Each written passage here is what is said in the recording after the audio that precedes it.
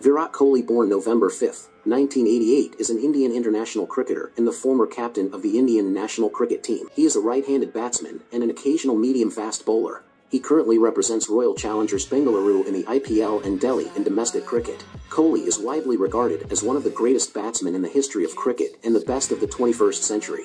He holds the record as the highest run scorer in T20I and IPL, ranks third in ODI, and stands as the fourth highest in international cricket. He also holds the record for scoring the most centuries in ODI cricket and stands second in the list of most international centuries scored. Kohli was a member of the Indian team that won the 2011 Cricket World Cup, 2013 ICC Champions Trophy, and captained India to win the ICC Test match 3 consecutive times in 2017, 2018, and 2019. In 2013, Kohli was ranked number 1 in the ICC rankings for ODI batsmen. In 2015, he achieved the summit of T20I rankings. In 2018, he was ranked top Test batsman, making him the only Indian cricketer to hold the number 1 spot in all 3 formats of the game.